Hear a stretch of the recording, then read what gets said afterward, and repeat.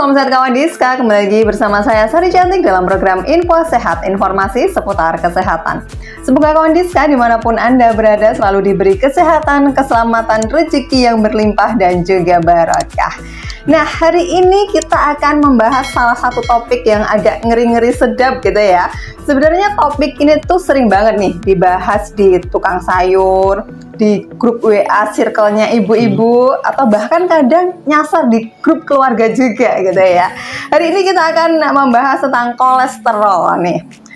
Ada yang beranggapan kalau orang kurus tuh pasti nggak punya kolesterol tinggi, atau kalau leher belakang kita kaku itu pasti kolesterol. Nah, apakah ini hanya asumsi-asumsi atau sekedar katanya-katanya? Untuk itu, terus saksikan Info Sehat hari ini, dan hari ini sudah ada narasumber saya, ada Dr. Dimas Adilatif dari Puskesmas Banjarjo Kota Madiun yang akan berbagi info sehat hari ini tentang kolesterol. Kita sapa dulu, ada Dr. Dimas, apa kabarnya Dok? Pagi ya, siang Mbak. Ya, baik.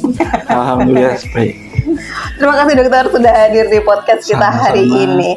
Nah Dok, bicara tentang kolesterol nih Dok, apa sih sebenarnya kolesterol? Karena kan sering dianggap jahat gitu ya bagi tubuh ini. Betul. Nah, apakah memang nggak punya manfaat baik sama sekali nih bagi tubuh? Ya, sebenarnya kalau kolesterol sendiri fungsinya itu sebenarnya ada fungsinya untuk tubuh kita.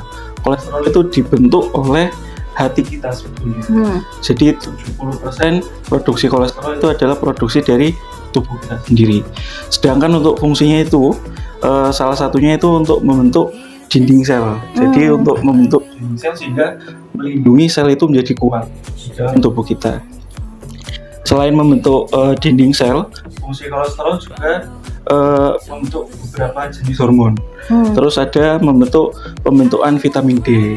Sehingga orang-orang dengan kolesterol tinggi ya biasanya itu ya bukan pasti vitamin D-nya juga tinggi, tapi ya kolesterol itu tidak hanya bersifat buruk tapi juga ada manfaatnya yang sebagian besar masyarakat Indonesia itu belum tahu, karena tahunya setiap kolesterolnya tinggi, wah ini pasti bahaya ini. Oke, berarti kolesterol sendiri itu sebenarnya kalau nggak berlebih juga punya manfaat bagi tubuh gitu ya Dok? Ada manfaatnya kalau kadarnya secukupnya. Gitu. Nah Dok, kadang kita kalau dalam kolesterol itu ada istilah LDL, HDL, triglycerid. Nah ini bedanya dari semuanya itu apa nih Dok? Kalau HDL dan LDL itu sebenarnya masih dalam cakupan kolesterol, cuma jenisnya itu beda. Kalau HDL itu kan artinya high density lipoprotein, atau lebih sering kita kenal adalah kolesterol baik. Sedangkan LDL adalah low density lipoprotein. Biasanya kita sebut itu adalah kolesterol jahat. Kenapa dikatakan baik dan jahat? Kalau HDL ini fungsinya adalah untuk dia menyerap lemak atau kolesterol yang ada di dalam tubuh kita, yang ada di dalam peredaran darah kita, yang nantinya akan diolah di hati. Hingga ketika kolesterolnya berlebih itu akan dibuang menjadi sampah dari tubuh. Sedangkan LDL ini itu kenapa dikatakan jahat? Karena sifatnya adalah menempel pada dinding pembuluh darah. Sehingga kalau kolesterolnya tinggi, terutama ketika kadar LDL-nya itu tinggi, maka akan resiko terjadi penyumbatan di pembuluh darah, sehingga akan menyebabkan beberapa penyakit di jantung maupun di otak. Kalau triglycerid itu sebenarnya sama-sama bentuk lemak, tapi itu triglycerid didapatkan itu dari proses penyimpanan gula cadangan. Misal kita makan gula atau banyak makan nasi karbo gitu, nah sisa cadangan sisa pembakarannya itu yang bersisa itu nanti akan disimpan oleh tubuh menjadi triglycerid, sehingga ketika tubuh itu butuh tenaga lebih itu akan diambil dari triglyceridnya itu. Oke, nah Dok, kalau dari sumbernya sendiri untuk mendapatkan yang baik dan yang jahat ini supaya masyarakat bisa lebih memilah dan memilih menu makanan yang dikonsumsi ini Dok. Sebenarnya kalau kolesterol ya, utamanya kan kolesterol itu kan memang dari lemak. Ya kita harus menghindari makanan-makanan yang memang tinggi lemaknya. Kalau untuk menurunkan LDL itu ya lemak-lemak jenuh. Lemak jenuh itu seperti gorengan. Terutama kita sulit sekali untuk mengurangi gorengan karena ya masyarakat Indonesia pasti sangat suka Betul. gorengan. Sebenarnya gorengan boleh, tapi asal ada batasan untuk harian. Misal satu hari cuma 1 atau 2 itu masih tidak apa-apa, masih aman. Tapi kadang kan ya kita tidak bisa mengontrol ya. Betul, apalagi yang masih panas nih dok. Betul. Apalagi kalau pagi-pagi sarapan nasi pecel ya enaknya pakai gorengan. Iya dong dok. Terus kedua itu makanan yang tinggi lemak adalah jeroan. Semua jeroan itu ya pasti tinggi lemak. Usus, otak, baik dari sapi, kambing, ayam itu semua akan kadar lemaknya tinggi. Kemudian yang ketiga olahan seperti santan, itu kan banyak kayak opor, rendang, masak-masakan Padang itu kan biasanya pakai santan. Ya sebetulnya enak, cuma dampaknya itu kalau terlalu enak memang biasanya dampaknya buruk, tidak baik. Kemudian kalau untuk meningkatkan HDL atau kolesterol baik itu bisa dari lemak-lemak nabati, itu biasanya kayak kacang-kacangan atau dari alpukat itu kaya akan lemak-lemak yang baik sehingga akan membantu penyerapan kolesterol di tubuh kita. Kalau trigliserid sendiri yo kita harus mengatur jumlah karbohidrat atau gula yang kita makan dalam satu hari. Makanya biasanya dokter-dokter itu untuk menyarankan makan teratur dengan porsi yang secukupnya, tidak berlebih, dan kalaupun memang butuh energi lebih ya kita pastikan memang pada saat itu memang ada aktivitas yang meningkat, jadi tidak berlebihan karbo yang masuk ke dalam tubuh kita. Oke, ada intake dan ini ya dok, ada yang keluar tapi ada juga yang masuk gitu ya. Nah dok, tapi kalau kolesterol tinggi itu memang berasal dari makanan apa ada penyebab lainnya juga nih dok? Sebenarnya ya itu tadi ya 70% sebenarnya dari dalam tubuh kita, dibentuk dari dalam tubuh kita. Nah 30% ini yang biasanya orang-orang itu tidak aware karena makannya itu segala macam, bentuk minyak, gorengan dan segala macam. Ketambahan mungkin orang-orang yang punya risiko tinggi seperti orang dengan obesitas. Orang dengan obesitas itu metabolisme tubuhnya otomatis akan lebih bekerja berat dibandingkan dengan orang-orang yang memiliki indeks massa tubuh normal. Ketika metabolisme tubuhnya bekerja keras sehingga itu kan tidak maksimal. Semua lemak atau gula yang ada di dalam pembuluh darah itu akan pasti sisanya akan banyak karena tidak tereduksi dengan baik. Kemudian yang kedua orang yang merokok. Rokok ini menjadi seperti gudangnya penyakit. Jadi berbagai macam penyakit bisa disebabkan karena rokok, entah itu kolesterol, kemudian hipertensi, jantung dan lain-lain. Itu akar permasalahannya bisa dari hanya sekedar rokok, tapi merambatnya ke berbagai organ. Bahayanya rokok itu. Kemudian yang ketiga, mungkin kurangnya aktivitas fisik.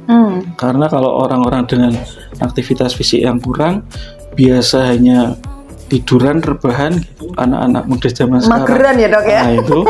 Nah itu biasanya metabolismenya juga tidak bekerja secara baik, sehingga pengolahan lemak dan gulanya itu juga akan tidak maksimal, jadi akan terjadi penumpukan itu.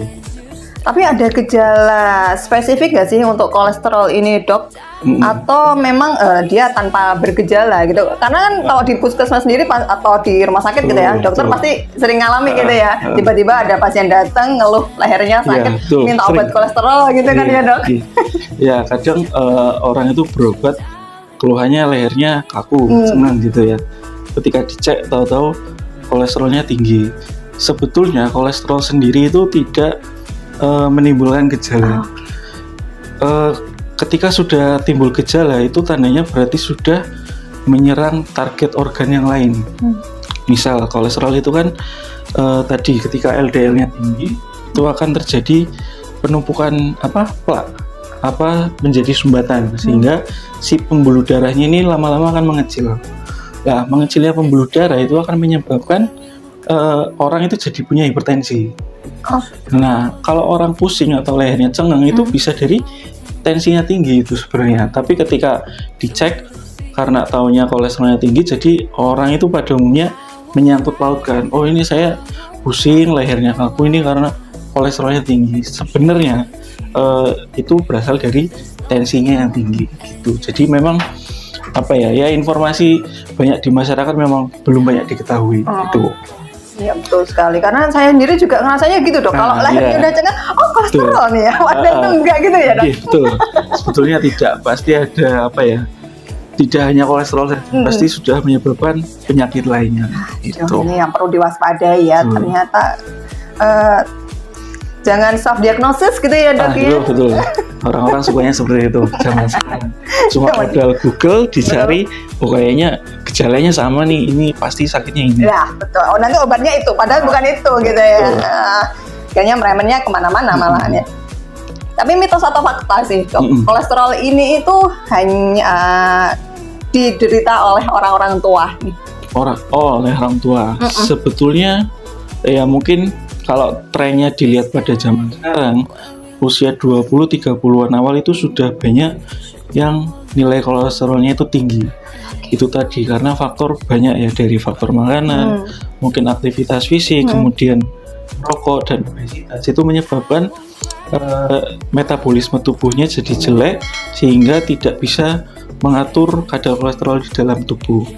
Nah, kalau mungkin zaman dulu orang tua kita ya, itu kan banyak makan yang rebus-rebusan ya. Kalau zaman sekarang kan semua serba makanan fast food semua. Ya, junk food, fast food. Itu yang bisa menyebabkan kenapa trennya itu sekarang tidak hanya menyerang orang-orang tua, tapi ya 20-an awal, 30-an awal bisa kena kolesterol tinggi. Seperti itu. Ini anak-anak muda ini untuk mengurangi nongkrong-nongkrongnya gitu ya dok ya. Sambil foto-foto isi kontennya, nah ini minumnya manis otomatis, makannya pasti junk food, fast food kayak gitu. Nah ini perlu dikurangi gitu ya. Jangan terlalu sering gitu ya. Nah dok, ada juga yang beranggapan nih bahwa orang kurus tuh nggak mungkin nih punya kolesterol tinggi. Gimana nih menanggapi ini? Sebenarnya masih ada kemungkinan orang kurus kolesterolnya tinggi. Kenapa kok orang kurus bisa kolesterolnya tinggi? Padahal faktor resikonya tadi adalah obesitas. Mungkin biasanya pada orang kurus itu mereka beranggapan saya makan apa aja nggak bisa gemuk nih. Jadi mereka makan sembarang. Jadi mungkin suka yang goreng-goreng, lemak-lemak, yang tinggi kolesterolnya. Sehingga mereka nggak pernah ngecek dan tahu-tahu sudah muncul gejala tadi seperti kayak pusing, kaku gitu. Sehingga sudah yang kita tahu kadar kolesterolnya itu sudah tinggi. Jadi ya walaupun dia kurus, tapi kalau pola makannya sembarangan itu juga masih bisa terkena kolesterol tinggi. Karena saya sendiri kolesterolnya juga tinggi nih dok. Iya. Ternyata kurus itu nggak menjamin kalau nggak punya kolesterol tinggi ya dok. Karena kolesterol sendiri itu juga nggak bisa milih ya, mana yang gendut mana yang kurus gitu ya. Kalau bisa milih saya nggak mau sakit semua. Oke, nah dok, tadi disampaikan bahwa kurang olahraga itu juga sebagai salah satu pemicu ya kolesterol tinggi. Tapi seberapa besar sih peranan aktivitas fisik ini untuk menurunkan kolesterol, dan olahraga apa yang disarankan biasanya? Oke, kalau untuk peran olahraga sendiri, olahraga yang cukup waktu ya, misal kayak biasanya ketika olahraga itu kan yang dibakar adalah lemak atau kalori. Ketika rentang waktunya mungkin 15-20 menit awal, yang dibakar itu adalah kalori dari pembakaran makan kita. Tapi ketika sudah masuk setengah jam ke atas, itu yang dibakar adalah lemak-lemak tubuh kita.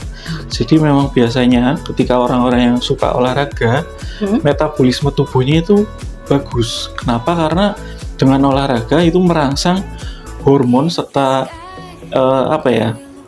organ-organ di dalam tubuh itu untuk metabolisnya meningkat.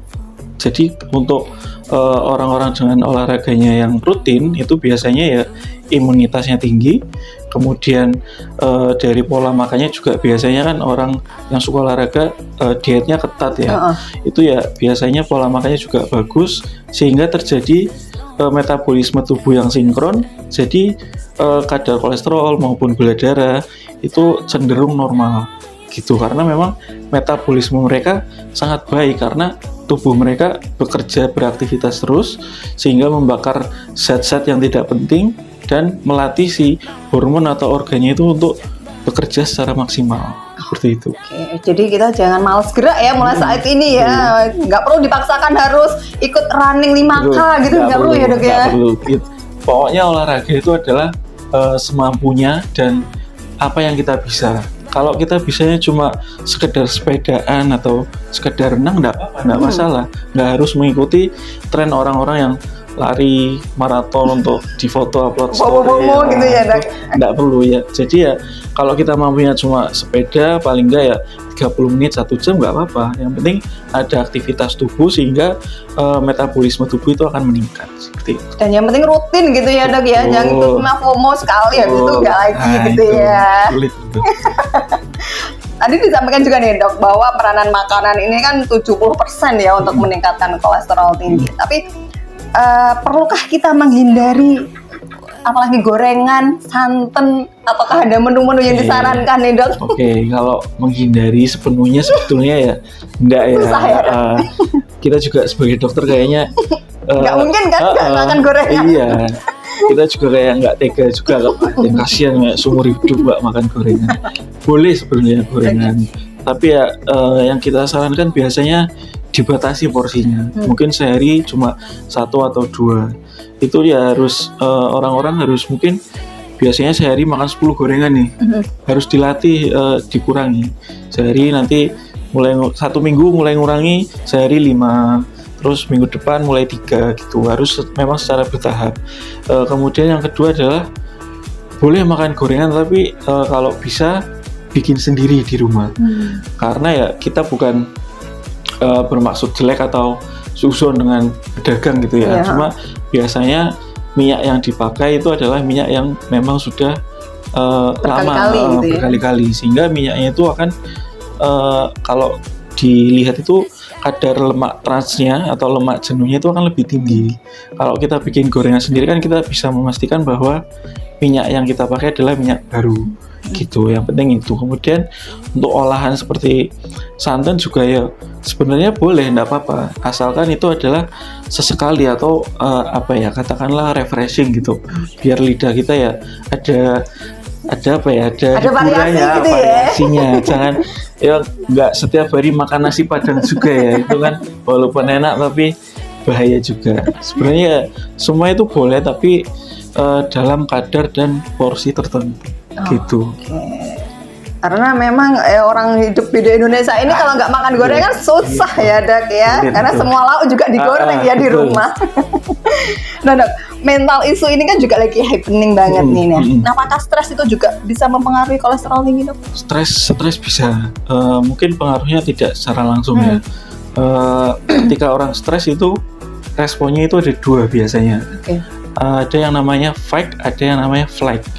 Kalau orang dengan respon flight itu biasanya ketika stres itu cenderung dia tidak bernafsu untuk ngapa-ngapain, lemes, kemudian dia nggak mau ngapa-ngapain, maunya cuma tiduran, kemudian kayak nggak nafsu makan dan lain sebagainya. Kemudian respon kedua adalah fight. Fight ini ada namanya hormon adrenalin. Itu menyebabkan tubuh kita itu jadi pada kondisi siaga. Nah, ketika siaga itu metabolisme tubuh itu akan meningkat. Jadi detak jantungnya jadi cepat. Kemudian mungkin ada beberapa yang kayak jadinya melek terus, nggak bisa tidur. Kemudian beberapa orang jadi makan terus. Nah, ini masalah makan ini yang bisa menyebabkan kolesterolnya tinggi. Ketika orang stres itu kan biasanya makannya apa aja ya. Jadi semua dimakan, nggak dilihat apakah itu lemak jenuh atau enggak, apakah sehat atau enggak, semua masuk lah. Ketika stres itu yang menyebabkan kadar kolesterolnya bisa tinggi, itu karena respon dari si stres itu sebenarnya. Karena ada juga yang memang tipikal orang yang kalau stres makan gitu aja ya. Ini bisa diadikan nyalain ninju samsak di gym gitu ya dok ya. Beli samsak tinju sendiri ya. Untuk mengurangi kekesalan gitu ya. Oke dok. Nah, kapan sih sebenarnya waktu yang ideal untuk kita selalu cek kolesterol itu? Ya kalau untuk waktu ideal mungkin karena trennya sekarang sudah menyerang di usia 20-an awal, 30-an awal, ya mungkin sudah bisa dicek dari umur 20-an awal. Dilihat juga dari faktor resiko yang kita punya ya. Pemirsa semua bisa menilai sendirilah faktor risikonya, apakah jenengan semua biasa makan gorengan, kemudian gimana aktivitas fisiknya, gimana pola hidupnya, apakah sudah sehat atau belum. Ketika memang dirasa belum sehat, belum terlalu baik pola hidupnya, ya bisa boleh dicek setiap 3 bulan atau 6 bulan sekali untuk kita pantau kadar kolesterolnya itu. Jangan sampai ngecek itu ketika ada keluhan. Justru kalau sudah ada keluhan berarti sudah parah itu, kolesterolnya sudah menyerang organ yang lain gitu. Itulah kita pentingnya aware terhadap kesehatan kita sendiri gitu ya dok. Kadang memang kita kalau ke dokter itu ya sudah ada gejala gitu ya. Padahal deteksi dini itu juga penting gitu ya dok ya. Nah dok, resiko apa yang terjadi jika kita mengabaikan kolesterol tinggi?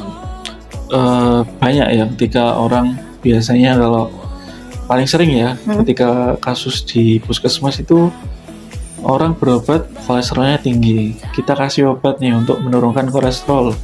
Ketika keluhannya sudah hilang, mereka tidak mau kontrol lagi, tidak mau untuk merubah gaya hidupnya, sehingga ya nanti lama-kelamaan kolesterol itu akan naik lagi. Nah, kadar kolesterol yang dibiarkan itu bahayanya adalah menyerang organ-organ vital seperti jantung dan otak. Itu yang paling sering ya. Kenapa kok paling sering kenanya jantung sama otak? Jadi ketika si pembuluh darahnya itu tinggi akan kadar LDL tadi, yang lemak jahat, itu kan akan menyebabkan sumbatan. Lah, si sumbatan ini kalau letaknya di jantung, itu akan menyebabkan serangan jantung. Nah, kalau letaknya di otak, itu akan menyebabkan, contohnya adalah stroke atau perdarahan atau sumbatan. Gitu. Jadi memang bahayanya kalau kolesterol tetap dibiarkan itu adalah sumbatan tadi itu. Ketika sudah menyumbat terutama di jantung dan otak, itu kan sudah itu adalah dua organ vital kita. Kalau memang ada gangguan di situ harus segera kita tangani. Jadi kalau misal orang dengan keluhannya nyeri dada, kemudian dadanya terasa berdetak cepat, kemudian mungkin sampai penurunan kesadaran atau ada bagian tubuh yang rasanya berat atau lemas gitu ya, langsung ke IGD rumah sakit, karena memang kita curiganya ya pasti serangan jantung, kalau enggak stroke itu tadi. Itu bahayanya kalau misal kolesterol itu dibiarkan seperti itu. Oke, jadi mungkin ini pemahaman baru bagi masyarakat gitu ya. Kadang kan orang sehat gitu ya, tiba-tiba kena stroke padahal nggak punya riwayat tekanan darah tinggi mungkin misalnya. Berarti kan bisa jadi juga karena kan dari kolesterol itu tinggi gitu ya, nggak terdeteksi gitu kan dok. Ya ternyata fatal juga gitu ya. Ya biasanya orang-orang yang memang sedari awal mungkin berobatnya sudah lama, sudah tahu dia punya kolesterol, sudah tahu dia punya hipertensi, tapi dia tetap tidak merubah gaya hidupnya, kemudian merasa tidak ada keluhan, jadi tidak mau kontrol dan tidak mau makan obat. Nah, bahayanya itu adalah ini, karena dua penyakit itu ya tidak menimbulkan gejala yang spesifik. Jadi ya pasti lama-kelamaan nanti ketika sudah parah, sudah mencapai puncak, itu baru kelihatan parah. Itu yang kadang orang-orang kita itu banyak telat penanganannya seperti itu. Karena itu tadi ya, kurang aware terhadap dirinya sendiri gitu ya, nggak mau deteksi dini. Nah ini mumpung ada cek kesehatan gratis, nah ini kan bisa dimanfaatkan gitu ya. Ataupun ada cek kesehatan yang ada di posyandu itu juga bisa dimanfaatkan gitu ya dok ya. Supaya kita itu nanti sampai tua juga tetap sehat gitu ya dok ya. Tapi mitos atau fakta nih dok, minum air perasan jeruk nipis atau lemon itu juga menurunkan kolesterol nih? Sebenarnya itu ya bisa menurunkan, karena dari vitamin C itu adalah membantu pemecahan lemak di dalam tubuh. Jadi konsumsi buah maupun sayur sebenarnya sangat membantu. Jadi vitamin-vitamin yang ada di buah, kemudian serat-serat yang ada di sayur itu sangat membantu pemecahan lemak, sehingga kadar lemak di dalam darah kita itu tidak terlalu tinggi. Tapi ya biasanya kan kalau orang-orang yang suka makan makanan yang kayak jeroan gitu, justru mereka adalah orang-orang yang jarang makan sayur.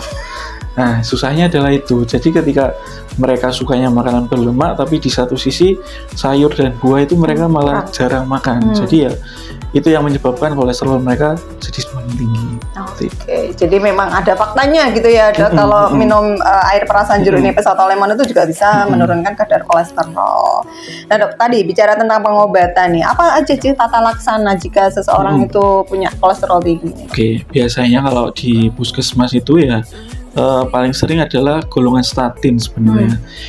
Sebenarnya kita itu memberikan ketika memang kita menilai faktor risiko dari pasiennya. Apakah ada faktor risiko seperti dia obesitas, kemudian dia merokok, kemudian punya riwayat penyakit keluarga atau enggak. Misal dari orang tuanya, mungkin orang tuanya punya riwayat hipertensi, jantung ataupun sama kolesterol, itu kita pasti akan memberikan terapi statin ini. Cuma beberapa orang dengan kadar, walaupun misal kadar kolesterolnya tinggi nih, tapi kita lihat usianya kok masih muda, kemudian dia masih bisa istilahnya merubah pola hidupnya, maka kita akan coba dulu. Kita akan edukasi ke pasien untuk merubah gaya hidupnya dulu, mengurangi makanan yang berlemak, terus ya olahraga dan lain-lain.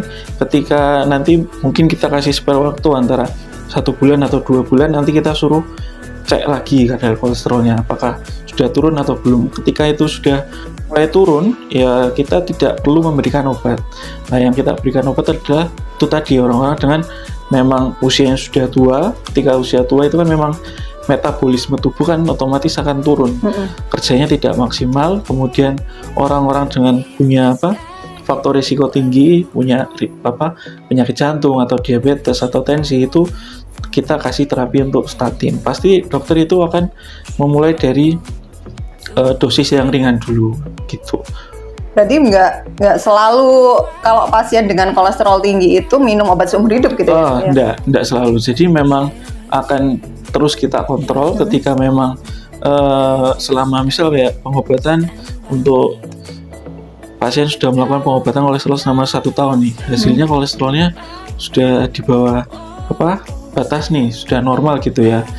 Ya dokter bisa memberi keputusan bahwa ya sudah, pasien tidak perlu obat statin lagi, tapi dengan catatan bahwa memang pola hidup pasien sudah baik, kemudian sudah kolesterolnya juga dilihat beberapa bulan sudah aman nilainya. Kemudian biasanya nanti kita trial dulu, misal 1 bulan nih kita coba ndak dikasih obat statin, gimana nih kolesterolnya, apakah akan naik lagi atau enggak. Kalau misal ujung-ujungnya kok naik lagi, ya mau nggak mau kita akan tetap kita kasih terapi statin lagi, seperti itu. Oke, jadi pada kondisi tertentu memang nggak semua orang itu minum obat rutin seumur hidup itu enggak ya, Dok ya. Tapi kalau memang bisa merubah pola makan, gaya hidup, nah ini bisa juga nih nggak minum obat kolesterol gitu ya, Dok. Nah, terakhir Dok, apa nih tips bagi kawan Diskau untuk menjaga kolesterol tetap normal dan aman nih, Dok? Supaya tetap bisa makan gorengan nih, Dok. Betul, yang pertama jelas kita menyadari bahwa pokoknya yang kita tahu adalah makanan-makanan yang tinggi lemak itu harus dibatasi, dari minyak, gorengan, kemudian jeroan, kemudian biasanya orang-orang ya itu karena santan itu ya, apalagi orang-orang sukanya ya pagi-pagi makannya pakai gorengan. Terus blendrang gitu ya, Dok ya, diangetin blendrang, apa sih nama bahasa Indonesianya? Apa ya? Anget-angetan itu juga berpengaruh karena makanan-makanan yang berulang kali dimasak itu kadar minyaknya akan semakin jenuh, akan semakin berbahaya bagi tubuh. Makanya ketika ya diusahakan kalau beli makan itu ya dibuat untuk sekali makan itu. Jadi ketika mau makan baru buat lagi gitu. Kemudian yang selanjutnya adalah makan buah dan sayur. Buah dan sayur itu sangat penting. Kenapa? Karena ya buah sebagai bentuk vitamin untuk tubuh kita. Sayur itu sebagai kebutuhan serat dalam tubuh kita. Itu akan membantu penyerapan zat-zat baik untuk tubuh kita. Kemudian yang Selanjutnya mungkin dari aktivitas fisik, mungkin olahraga itu yang terutama ya. Mungkin bisa awal-awal dilakukan cuma jalan aja, jalan 30 menit, muterin komplek rumah enggak apa-apa. Nanti bertahap, kemudian jogging, kemudian nanti lari. Itu semua pasti akan ada tahapnya tiap orang. Nah, paling enggak kita sudah ada niat untuk olahraga, untuk bergerak. Jangan cuma tiduran aja gitu. Kemudian mungkin orang-orang yang merokok, nah rokoknya mulai dikurangi. Kalau untuk berhenti itu kan memang susah ya. Paling enggak dikurangi. Kadang kalau orang rokok itu susahnya adalah nggak apa-apa dok, orang tua saya aja atau mbah saya aja merokok gitu ya sampai umur 80-90 tahun ya. Kan respon tubuh itu kan beda-beda tiap orang. Jadi paling enggak ngerokok, menghentikan ngerokok atau mengurangi ngerokok paling enggak itu untuk diri sendiri. Kalau untuk diri sendiri nggak bisa, paling enggak ngelihat nanti untuk anak cucunya, ketemu sama anak cucunya biar umurnya panjang, paling enggak gitu. Paling itu sih ya beberapa hal-hal sederhana yang bisa kita lakukan untuk mengurangi kolesterol tinggi. Ya, karena kalau mbak-mbak kita ngerokok usianya panjang, mungkin dulunya juga aktivitas fisiknya juga bagus gitu ya dok. Ya. Kalau orang-orang dulu itu kan memang, kalau saya lihat mbak itu kan badannya keker-keker ya. Saya aja ngeri ya. Saya aja nggak sekekar itu. Cuma ya memang biasanya kalau orang zaman dulu, satu aktivitas fisiknya masih banyak, masih sering ke kebun, terus angkut yang berat-berat. Kemudian dari segi makanan mereka lebih sering makan yang rebus-rebusan. Real food gitu ya dok ya. Kalau sekarang itu kan ya anak-anak SD aja sudah makanannya katsu dan lain-lain. Itu sosis. Itulah ya, terutama dari faktor makanan ya. Kalau zaman sekarang ya itu yang memang sudah melekat di generasi kita, jadi memang agak sulit untuk merubah ke pola hidup yang lebih sehat gitu. Mungkin bagi ibu-ibu nih disiapkan di rumah lebih banyak real foodnya nih ya, daripada yang banyak prosesnya. Makanan dengan proses-proses yang seperti sosis itu kan melalui proses banyak gitu ya. Nah ini mungkin bisa pilih menu-menu yang memang real food dan aman untuk anak-anak kita gitu ya. Ada lagi dok yang mau disampaikan? Ya kurang lebih cukup aman. Baik, terima kasih Dr. Dimas atas waktu dan ilmunya yang sangat luar biasa sekali hari ini tentang kolesterol. Banyak sekali ya ilmu yang kita dapat tentang kolesterol dan asumsi-asumsi yang beredar di masyarakat yang menyesatkan. Nah, ini hari ini kita sudah terbuka nih ya.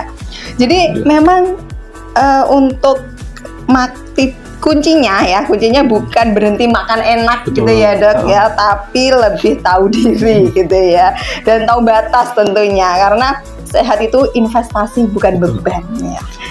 Stay healthy, selalu terapkan perilaku hidup bersih dan sehat setiap hari, dan jangan lupa terus saksikan Info Sehat hanya di IG Promkes Kota Madiun dan YouTube Kawan Rizka.